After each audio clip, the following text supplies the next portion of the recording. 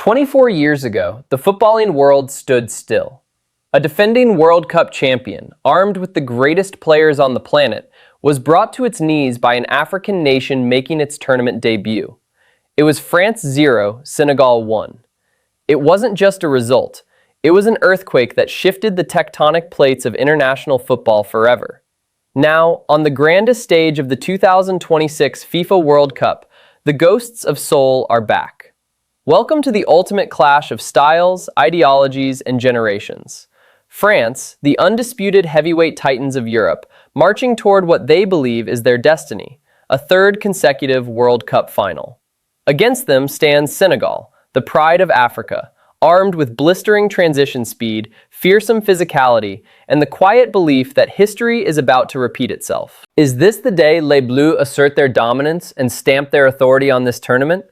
Or are the Lions of Teranga about to execute the perfect tactical masterclass to shock the world once again?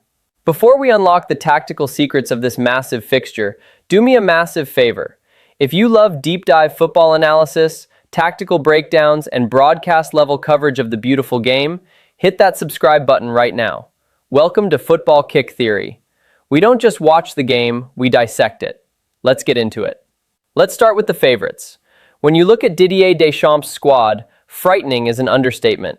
This isn't just a team, it's an absolute monopoly on global football talent. France arrives at this tournament not just with a world-class starting 11, but with a second string that could legitimately reach the quarterfinals of this competition on their own. But having talent and weaponizing it are two different things. Deschamps has engineered a ruthless, pragmatic machine. Historically, France doesn't want to hold 70% possession and pass you to death. They want to draw you in, wait for you to overcommit, and then obliterate you in the transition. Everything revolves around the gravitational pull of Kylian Mbappe. Even when he doesn't touch the ball, he dictates the shape of the opposition. Defenses drop 5 yards deeper out of pure fear of his pace. This creates massive pockets of space between the midfield and defensive lines. And who operates in those pockets? Enter Michael Olise. Olise is the skeleton key for this French attack.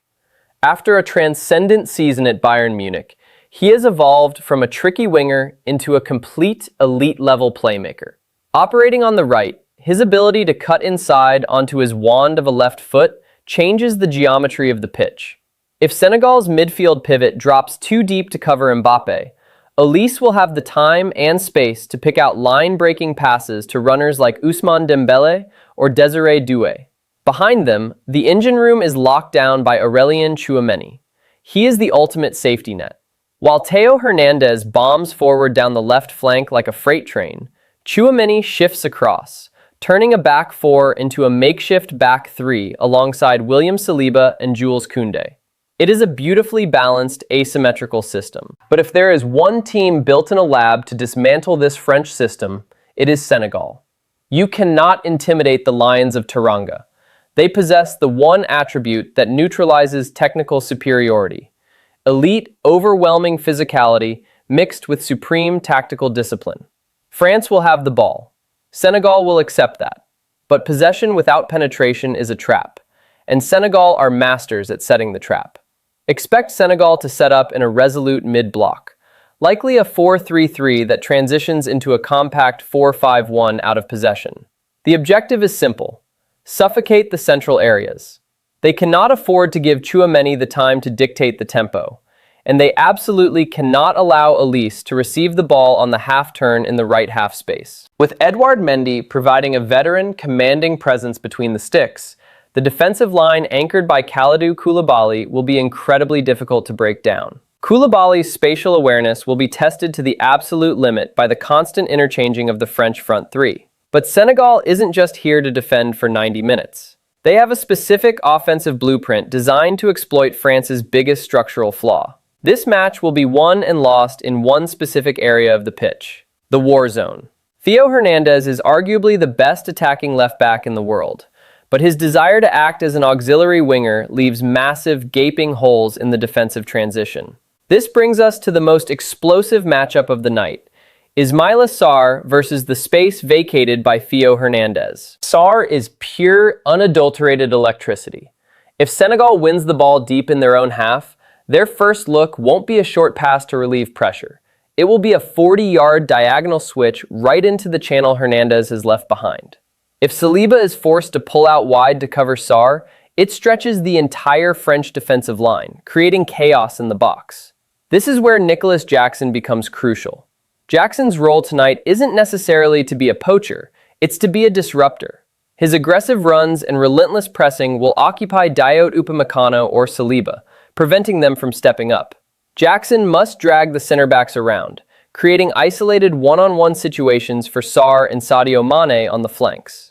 Mane, with his immense big match pedigree, will be waiting to pounce on any secondary balls arriving in the penalty area. While the wings will provide the highlight reel moments, the true grueling battle will take place in the center of the park. Senegal's midfield must execute a flawless, error-free 90 minutes. Players like Lamine Camara and Pape Gueye will be tasked with the dirtiest job in football, tracking the shadow runs of the French attackers. They have to play with their heads on a swivel. If they commit too heavily to pressing Tchouaméni, they leave the half spaces open for Elise. If they drop too deep, they invite long-range efforts and allow France to completely pin them inside their own penalty box. The Senegalese midfield must act as a synchronized unit, shifting laterally, cutting off passing lanes, and instantly sparking the counterattack the second the ball is turned over. The speed of their decision-making in the first 3 seconds after winning possession will determine if they score or if they spend the entire match under siege. Football at this level is rarely decided in the first hour.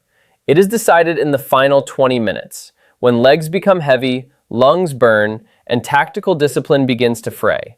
This is where France's terrifying depth becomes their ultimate weapon.